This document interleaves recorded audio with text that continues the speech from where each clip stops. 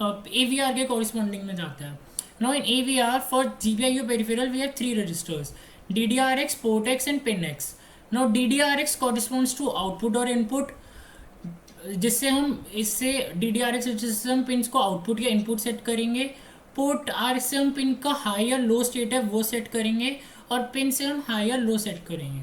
जैसे कि आप ये स्क्रीनशॉट देख रहे हो, तो आप ये स्क्रीनशॉट दिख रहा होगा. सो इस पे port B, port C, port D काफ़ी सारे हैं.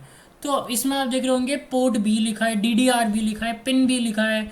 फिर उसके बाद इनके अंदर भी लिखा है पिन B7, पिन B6, और दिस लाइक ऐसे से लिखे हुए हैं. ठीक है. सो नाउ हेयर इज जो X है वो कॉरिस्पॉन्ड करता है हमारा कौन सा पोर्ट नंबर है. पोर्ट बी है, पोर्ट सी है या पोर्ट डी है. हर एक पोर्ट पे हमारी 8 पिन्स होंगी, मतलब 8 बिट्स होंगी. तो हर एक पोर्ट से हम 8 पिन्स के ऊपर कंट्रोल कर सकते हैं. Now N corresponds to the bit number, signifying कि हम कौन सी पिन को कंट्रोल कर रहे हैं. जैसे कि port B7, port B6, port B4. तो पोर्ट B7 मतलब कि हम जो PB7 है हमारा,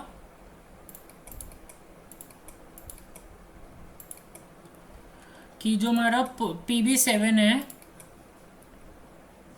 हम PB7 को कंट्रोल कर रहे हैं. PB6 ऐसे ही. तो मतलब जो X हो गया वो हमारा अल्फ़ाबेट होता है, और जो N होता है वो हमारा correspondings to the bit number, signifying कि हम कौन सी पिन को कंट्रोल कर रहे हैं.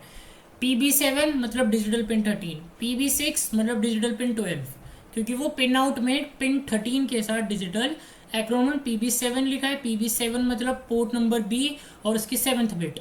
तो पोर्ट नंबर B और उसकी 7th बिट ये रही. तो अब इसको कंट्रोल करके we can set it as a output. DDR पे अगर हम PB7 को 1 कर देंगे तो वो आउटपुट बन जाएगा. पोर्ट B के थ्रू इसके हम इसको 1 सेट कर देंगे तो वो हाई स्टेट, तो मतलब 13 पिन पे हाई स्टेट आने लगेगी. ऐसे अगर हमने इनपुट सेट करा है पूरे DDRB को, तो हमारा पूरा पोर्ट B जो है वो इनपुट हो जाएगा. और जो पिन है वो हमारी, उसको हम पिन बी को पूरा रीड करके हमें पोर्ट बी पे जो जो पिन्स हैं उनकी हमें इनपुट या आउटपुट स्टेट पता लग जाएगी. अब एक चीज़ और, कि जब इसमें हम सेट करते हैं ना, तो DDRB 0xFF और 0B लाइक बाइनरी. तो 0x corresponds to hexadecimal and 0B corresponds to binary. अभी आप बस ये बाइनरी और हेक्साडेसिमल करो, जब कोड की इम्प्लीमेंटेशन में जाएंगे तो you will get to know more clearly. अच्छा, अब सेट कैसे करते हैं. देखो, सबसे पहले क्या करना होगा. जब हम GPIO पेरिफेरल यूज़ कर रहे हैं, we will set GPIO pins, मतलब पिन है उसको आउटपुट करना है या इनपुट, पहले वो सिग्निफाई करेंगे. तो थ्रू DDRB रजिस्टर हम उसकी पोर्ट्स को सिग्निफाई करेंगे, पिन्स को, कि हमें DDRB को अगर 1 करना है तो DDRB, इस DDRB को पूरा 1 कर देंगे. DDRB इक्वल्स टू 0B1111, तो इसकी सारी पिन्स आउटपुट सेट हो जाएंगी. आउटपुट सेट करने के बाद we will set its port B data register. Port B data register will tell कि हमारी पिन हाई है या लो है. ठीक है. हाँ, अब एक चीज़, अगर हमने उसको आउटपुट सेट करा है and we are reading the pin B, so at that point what will it do, it will read the state of the pin which we assign using the port B bit. Okay. अभी आपको थोड़ा theory लग रहा होगा, but ये just आप ये समझ लो. अभी हम कोड की इम्प्लीमेंटेशन बहुत अच्छे से करेंगे तो you will get to know more clearly. अब DDRB को अगर हमने इनपुट सेट करा है, तो या तो फिर मतलब कि उसमें सेंसर रीडिंग अपनी देगा. तो रीडिंग देगा तो हम जस्ट उसको पिन भी रजिस्टर से रीड कर लेंगे, हमें पता लग जाएगा कि उस पिन पे हाई स्टेट है या लो स्टेट है. ठीक है. ओके. या so okay and sir guys, जब हम इनपुट पे सेट कर रहे हैं तो हम पिन बी रजिस्टर को रीड करके हमें गेट टू नो पता लग जाएगा कि उसकी कौन सी हाई और लो है. अब एक चीज़ उसमें हमें याद रखनी होती है ना, there is a concept of tri state and pull up register. Okay. This concept of tri stated and pull up register. आप ये समझो कि ट्राई स्टेटेड हमारी वो कंडीशन होती है जब जैसे हम GPIO पिन यूज़ कर रहे हैं, माइक्रो कंट्रोलर यूज़ कर रहे हैं, but we are not using a GPIO peripheral. So at that point, by default, our DDRB is set to by which we set our output or input. It by default it is input.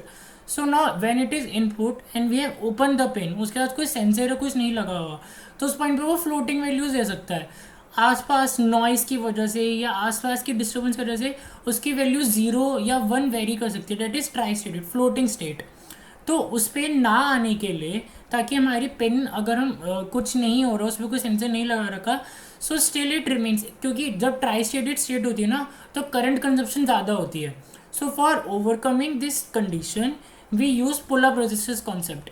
Pull up resistor हमारे internal inbuilt होता है. मैं pull up resistor का concept अभी नहीं, आगे बाद में बताऊंगा, बट आप जस्ट ये जानो जब हमें पुल अप रेजिस्टर ऑन करना होता है, so what we do, we will just start, we will signify the bit as input, that is DRB को हम इनपुट सेट कर देंगे, एंड देन पोर्ट B को हम सेट कर देंगे 1. So it will automatically be that bit will be set as a, उसका pull up register on हो जाएगा. और जब हम इनपुट कर रहे हैं और हमने पोर्ट B को हमने 0 ही कर रखा है, तो वो ट्राई स्टेटेड है, मतलब जो डिफॉल्ट कंडीशन होती है.